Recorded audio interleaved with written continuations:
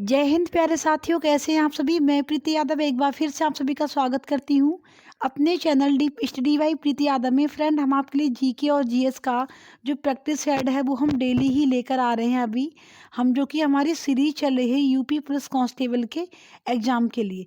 इसमें हम आपको लिए डेली ही टॉप के 20 एमसीक्यूज लेकर आते हैं जो कि एनसीईआरटी के चुनिंदा प्रश्न हैं। और ये जो प्रश्न हैं वो सारे ही गवर्नमेंट एग्जाम्स के लिए बहुत ही गोल्डन क्वेश्चंस हैं आपके। तो चलिए फ्रेंड, अपनी क्लास की तरफ बढ़ेंगे और शुरुआत करेंगे अपने आज के पहले क्वेश्चन से। तो बात करें अगर अपने पहले क्वेश्चन की, तो देखिए बहुत ही अच्छा क्वेश्चन हमारा संघात्मक व्यवस्था में केंद्र और राज्यों के बीच शक्तियों का विभाजन किसके द्वारा होता है। आपको बताना है कि ये जो हमारी संघात्मक व्यवस्था है जो कि संविधान में लिखी हुई है, तो उसमें केंद्र और राज्यों के बीच में जो शक्तियों का बंटवारा होता है वो किसके द्वारा होता है। सर्वोच्च न्यायालय के द्वारा, केंद्र सरकार के द्वारा, राज्य सरकार द्वारा, या फिर जिला अधिकारी के द्वारा। कौन करता है इन शक्तियों का बंटवारा कि कौन कौन सी शक्तियाँ हमारी केंद्र के पास रहेंगी और कौन सी शक्ति हमारी राज्यों के पास रहेंगी। तो ये करती है केंद्र सरकार। ठीक है, इसका बंटवारा कौन करता है? केंद्र सरकार करती है। यानी ऑप्शन नंबर 2 इसका बिल्कुल सही जवाब हो जाएगा। तो पहली फ्रेंड, हम अपनी पेन का थोड़ा कलर चेंज करेंगे, रेड कलर होगा तो थोड़ा अच्छा दिखेगा, थोड़ा डार्क इससे दिखेगा आराम से। चलिए क्वेश्चन की तरफ बढ़ेंगे और अपना सेकंड क्वेश्चन देखेंगे आज का। ये है हमारा क्वेश्चन, भारतीय संसद में मंत्रिमंडल के विरुद्ध अविश्वास प्रस्ताव पेश करने के लिए न्यूनतम कितने सांसदों की समर्थन की आवश्यकता होती है। अगर आप मान लीजिए कि जो संसद है हमारी, उसमें जो मंत्रिमंडल जो काम करता है उसके विरुद्ध अगर कोई अविश्वास प्रस्ताव पेश करना है तो उसके लिए न्यूनतम कितने सांसदों के समर्थन की आवश्यकता उसमें होगी। 110, 70, 90 या फिर 85। तो कितने सांसदों की इसमें आवश्यकता होगी? ये होगी 70 सांसदों की आवश्यकता। 70 नहीं, 90 कितने होगी? 90 सांसदों की आवश्यकता इसमें होगी। इतने लोग इसमें समर्थन इस बात में होना चाहिए कि वो इसमें अविश्वास का जो प्रस्ताव है वो इसमें पेश करने के लिए इच्छुक हैं। चलिए अगला देखेंगे अपना क्वेश्चन नंबर 3, और ये साइंस का क्वेश्चन हमारा। ये है, प्लास्टर ऑफ पेरिस में एक महीन सफ़ेद पाउडर होता है और ये पाउडर किस से बना होता है? बेरियम सल्फेट का होता है, कैल्शियम सल्फेट का, हीलियम सल्फेट का, या फिर कैल्शियम सल्फेट का। तो किसका होता है ये होता है पाउडर बना हुआ कैल्शियम सल्फेट का। इसके ऑप्शन नंबर 4 और ऑप्शन नंबर 2 दोनों ही सही होंगे क्योंकि दोनों ही ऑप्शंस में एक ही क्वेश्चन में ये एक ही आंसर दिया हुआ है। तो चलिए देखिए, बहुत ही अच्छे क्वेश्चंस हैं आपके लिए और आप चाहते हैं इस तरीके के डेली ही प्रैक्टिस सेट को सॉल्व करना, तो आप लोग प्लीज़ चैनल को सब्सक्राइब करना ना भूलें। अपने दोस्तों के साथ भी आप हमारी वीडियो को शेयर कीजिए। जो लोग गवर्नमेंट एग्जाम्स की तैयारी कर रहे हैं उनके साथ आप हमारी वीडियो को शेयर कर सकते हैं। अगला देखेंगे अपना क्वेश्चन नंबर 4 है हमारा, ये भी साइंस से ही है क्वेश्चन हमारा। ये है, सार्वजनिक आपूर्ति हेतु पानी का पीएच मान किस श्रेणी में होता है? ठीक है, किस श्रेणी में होता है? 3.4 से 6.4 तक, 6.2 से 7.8 तक, या फिर 6.5 से 8.5, या 8.5 से 9.2। तो कितना जो पीएच मान है वो श्रेणी में होता है सार्वजनिक आपूर्ति हेतु? तो इसका जो राइट आंसर है वो हो जाएगा ऑप्शन नंबर 3, यानी 6.5 पीएच से लेकर 8.5 पीएच तक की पानी इसमें शुद्ध माना जाता है सार्वजनिक आपूर्ति के लिए। चलिए अगला देखेंगे अपना क्वेश्चन नेक्स्ट, और ये हमारा क्वेश्चन संसद से ही है, यानी संविधान से है। देखिए कि लोकसभा की सदस्यता के लिए उम्मीदवार की न्यूनतम आयु क्या निर्धारित की गई है? अगर आप लोकसभा में आप एक उम्मीदवार के रूप में आप खड़े होना चाहते हैं तो आपकी आयु कितनी होनी चाहिए? 30 वर्ष, 35 वर्ष, 20 वर्ष, या फिर 25 वर्ष। तो कितनी होनी चाहिए इसमें खड़े होने के लिए आयु? तो ये होनी चाहिए 25 वर्ष। ठीक है, कितनी? 25 वर्ष की आयु इसमें होनी चाहिए। चलिए अगले देखेंगे अपना क्वेश्चन नंबर 6, और ये है, ये जीके का क्वेश्चन है कि पटाखा किस देश की मुद्रा है। ये जो पटाखा, जैसे अपने भारत में क्या चलता है, मुद्रा क्या होती है, जो वहां पर एक मुद्रा का मतलब होता है जैसे कि पैसे। हमारे यहाँ पर क्या चलते हैं, हम कोई भी सामान खरीदते हैं, कुछ भी हमें खरीदना होता है, ठीक है, या हम कुछ बेचते हैं, तो उसके लिए हमें क्या चाहिए, पैसा। घर बनाने के लिए, मकान के लिए, खाने के लिए, सारी जो सारी ज़रूरतों को हमारी पूर्ति करता है, वो क्या है, पैसा। तो उसी को हम बोलते हैं मुद्रा की। वो पैसा किस मुद्रा में चल रहा है, हमारे यहाँ पर क्या चलता है, हमारे इंडिया में रुपया चलता है, नेपाल में भी रुपया चलता है, वहाँ नेपाली रुपया, पाकिस्तान में भी क्या चलता है, रुपया चलता है, ठीक है।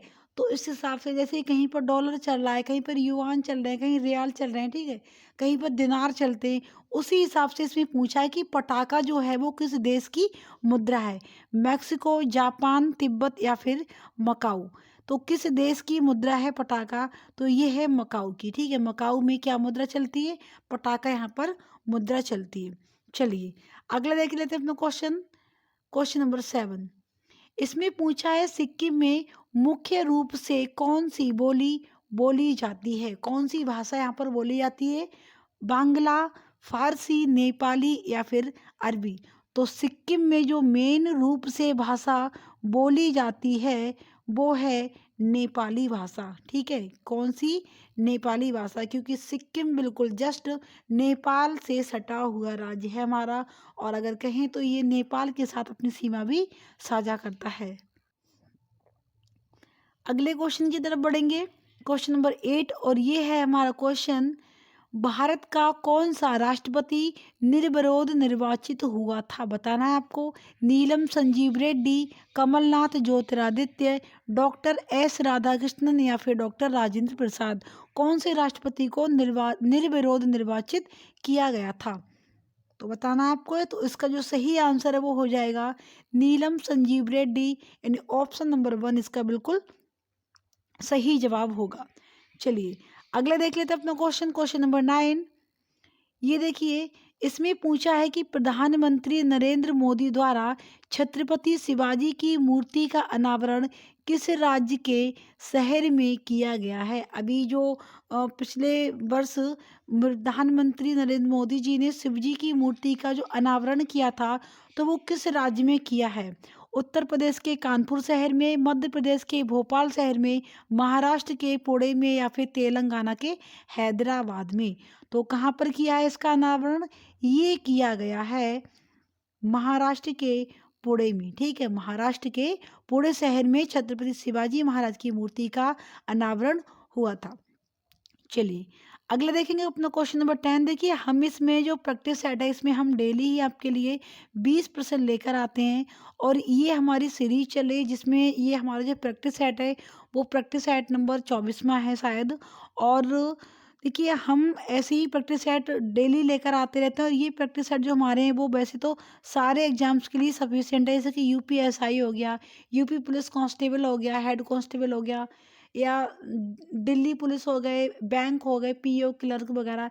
और एसएससी के भी चाहे कोई सा एग्जाम हो, सीजीएल, सीएचएसएल, एमटीएस वगैरह, जीडी वगैरह, तो इन सारे एग्जाम्स के लिए ये क्वेश्चन बहुत अच्छे हैं। लेकिन अभी जो हमने सीरीज चलाई है वो यूपी पुलिस कांस्टेबल के लिए स्पेशल सीरीज चलाई जा रही है, जिसमें हम आपको डेली ही 20% लेकर आते हैं।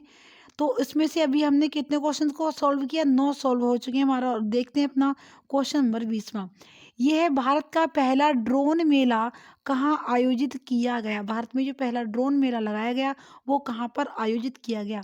मध्य प्रदेश के इंदौर इंदौर में, मध्य प्रदेश के भोपाल में, मध्य प्रदेश के जबलपुर या फिर मध्य प्रदेश के ग्वालियर में। तो ये जो तय हुआ कि ये मेला कहाँ पर आयोजित हुआ है, ये हुआ है मध्य प्रदेश में। और आपको बताना है कि किस शहर में आयोजित किया गया है।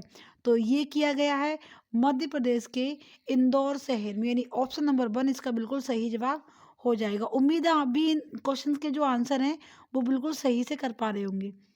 अगले क्वेश्चन की तरफ बढ़ेंगे, अपना क्वेश्चन नंबर 11, और ये है क्वेश्चन हमारा, पीएम मोदी ने दुनिया का सबसे बड़ा सीएनजी प्लांट का उद्घाटन कहाँ पर किया है? ये दुनिया का सबसे बड़ा जो सीएनजी प्लांट बना है, उसका उद्घाटन कहाँ पर किया था? पीएम मोदी ने। बताना आपको जम्मू कश्मीर के श्रीनगर में, उत्तर प्रदेश के लखनऊ में, मध्य प्रदेश के इंदौर शहर में या फिर झारखंड के रांची में। तो इसका जो उद्घाटन है वो कहाँ पर किया गया आपको बताना है। तो ये किया गया है मध्य प्रदेश के इंदौर में। ठीक है, मध्य प्रदेश के इंदौर शहर में सीएनजी प्लांट का उद्घाटन किया है नरेंद्र मोदी जी ने। अभी हाल ही में नरेंद्र मोदी जी ने राम मंदिर का भी अनावरण किया है। ठीक है, राम मंदिर में मूर्ति की भी इन्होंने स्थापना की है नरेंद्र मोदी जी ने। ये भी क्वेश्चन आपको याद रखना है। अगला है हमारा, भारत का पहला कोयले से मेथनॉल बनाने वाला संयंत्र कहाँ पर स्थापित किया गया है? कहाँ पर है? लखनऊ में, हैदराबाद में, नागपुर या फिर कोलकाता में। तो बताना आपको कहाँ पर हुआ है। ये हुआ है हैदराबाद में, यानी ऑप्शन नंबर 2 इसका बिल्कुल सही जवाब हो जाएगा।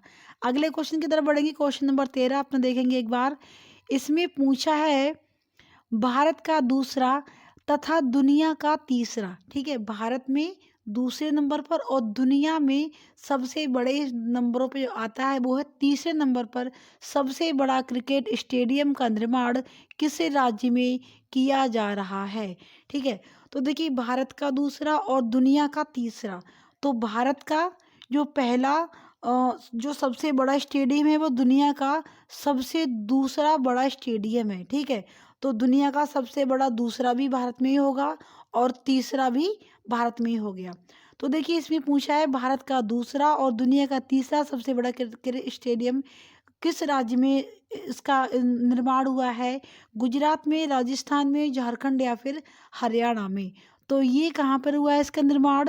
ये हुआ है राजस्थान में। ठीक है, राजस्थान में भारत के सबसे बड़े दूसरे क्रिकेट स्टेडियम का निर्माण हुआ है, जो कि दुनिया का तीसरा सबसे बड़ा क्रिकेट स्टेडियम माना गया है। अगला देखिए अपना क्वेश्चन नंबर देखेंगे 14। इसमें पूछा है कि भारत की सबसे बड़े तैरते सौर ऊर्जा संयंत्र का उद्घाटन किस राज्य में किया गया है? जम्मू कश्मीर में, हिमाचल प्रदेश, तमिलनाडु या फिर आंध्र प्रदेश में। कहाँ पर किया गया है इसका निर्माण? तो इसका उद्घाटन जो किया गया है वो किया गया है तमिलनाडु में। ठीक है, कहाँ पर? तमिलनाडु में किया गया है। अगला क्वेश्चन देखेंगे क्वेश्चन नंबर 15। आई होप आपको हमारी क्लास पसंद आ रही होगी। अगर आपको हमारी क्लास पसंद आ रही है तो प्लीज़ आप लोग लाइक करते जाइए, क्योंकि आप लोग वीडियो को देखते हो बट आप कभी लाइक नहीं करते हो। ठीक है, तो वीडियो को आप पूरा देखते हो बट कभी भी लाइक नहीं करते हो। अगर आपको वीडियो अच्छी लगी, हमारी मेहनत पसंद आए, तो आप लोग प्लीज़ लाइक भी कीजिए, अपने फ्रेंड के साथ भी हमारी वीडियो को शेयर कीजिए, इससे हमें भी थोड़ा सपोर्ट मिलेगा। और आप लोग भी चैनल को सब्सक्राइब कर लीजिए। और ऐसे ही प्रैक्टिस सेट हम डेली लेकर आते रहते हैं, आप लोगों के लिए इतनी मेहनत से क्लास बना कर लाते हैं। तो प्लीज़ आप लोग थोड़ा अपना सपोर्ट भी दिखाते रहिए इसी तरीके से। देखिए क्वेश्चन नंबर 15 देखेंगे कि इसमें पूछा है मौर्यकालीन भारत के विवरण वाली पुस्तक इंडिका का लेखक कौन था? जो मौर्य काल में जो एक पुस्तक लिखी गई थी जिसमें मौर्य काल का विवरण है, इसमें भारत का विवरण है। तो उसमें पूछा है कि जो पुस्तक है इंडिका। ठीक है, भारत का मौर्यकालीन भारत का विवरण है जिसमें, उस पुस्तक का नाम है इंडिका। तो उसके लेखक बताना आपको कौन है? हेनसांग था, फायान था, मेगस्थनीज था या फिर सिकंदर था। तो कौन था इसका लेखक बताना है आपको। ये था मेगस्थनीज। ठीक है, कौन था? मेगस्थनीज था। ठीक। अगला देखेंगे अपना क्वेश्चन नंबर 16 और इसमें पूछा है भारतीय राष्ट्रीय कांग्रेस द्वारा किस अधिवेशन में ऐतिहासिक पूर्ण स्वराज का प्रस्ताव पारित किया गया? ऐसा कौन सा भारत का राष्ट्रीय कांग्रेस द्वारा जो अधिवेशन थे उसमें पूर्ण स्वराज का का जो प्रस्ताव था पारित किया गया? तो बताना है कि वो कहाँ पर अधिवेशन हुआ था। किस अधिवेशन में? लाहौर के, इलाहाबाद के, मुंबई के या फिर रांची के। तो ये कहाँ पर हुआ था? ये हुआ था लाहौर में अधिवेशन, जिसमें पूर्ण स्वराज का जो प्रस्ताव था वो पारित किया गया था।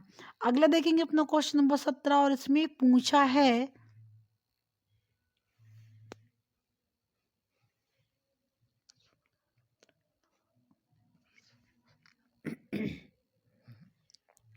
भिलाई इस्पात संयंत्र एक भिलाई, क्या हुआ, भिलाई इस्पात संयंत्र के लौह अयस्क के स्रोत हैं, क्या है, उमरिया, दिल्ली राजहरा, कराची या फिर तिरुवनंतपुरम। तो कहाँ पर है ये है दिल्ली के राजहरा में, ठीक है, दिल्ली राजहरा में भिलाई इस्पात संयंत्र के लौह अयस्क का स्रोत माना जाता है। चलिए अगला देखेंगे अपना क्वेश्चन नंबर नेक्स्ट, और ये हमारा क्वेश्चन नंबर 18। इसमें पूछा है उकाऊ बांध भारत के किस राज्य में स्थित है, कहाँ पर है, महाराष्ट्र में है, मुंबई में है, राजस्थान या फिर गुजरात में है, कहाँ पर है ये बांध बताना है आपको। तो ये जो बांध बना हुआ है वो है गुजरात में, ठीक है, कहाँ पर है, गुजरात में बना हुआ है। अगला देखिए अपना क्वेश्चन नंबर 19, और ये देखिए एक बार, इसमें पूछा है कि कुंडनकुलम परियोजना किस राज्य में स्थित है, कर्नाटक में है, आंध्र प्रदेश में है, तमिलनाडु या फिर तेलंगाना में। तो जो कुंडलकुलम परियोजना है वो तमिलनाडु में ही है। चलिए अब देख लेते हैं अपना आज का लास्ट क्वेश्चन।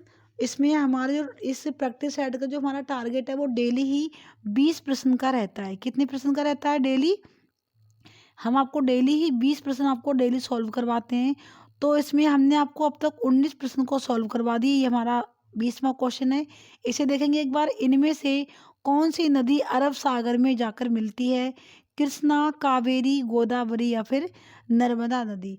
तो ये तो बहुत ही सिंपल सा क्वेश्चन है, उम्मीद है आप लोग इसका कमेंट में आंसर कर पाएंगे, क्योंकि बाकी मैंने सारे क्वेश्चन आपको करवा दिए। इसका आपको आंसर बताना है कमेंट बॉक्स में कि, और बाकी कैसी लगी आपको हमारी क्लास ये भी आप हमारे साथ कमेंट बॉक्स में शेयर कर सकते हैं। अगर आपको किसी एक टॉपिक पर पर्टिकुलर पूरा एक प्रैक्टिस सेट चाहिए तो आप लोग वो भी कमेंट बॉक्स में बोल सकते हैं, हम उस टॉपिक पर एक पूरा प्रैक्टिस सेट लाने की पूरी कोशिश करेंगे। बाकी आपको उम्मीद है कि ये क्लास अच्छी लगेगी, तो प्लीज़ आप लोग लाइक करते जाइए, हमारी वीडियो को अपने दोस्तों के साथ भी शेयर करें, और ऐसे ही आप लोग सपोर्ट करते रहिए। मिलते हैं एक अगले ज़बरदस्त प्रैक्टिस सेट के साथ, तब तक के लिए जय हिंद, जय भारत।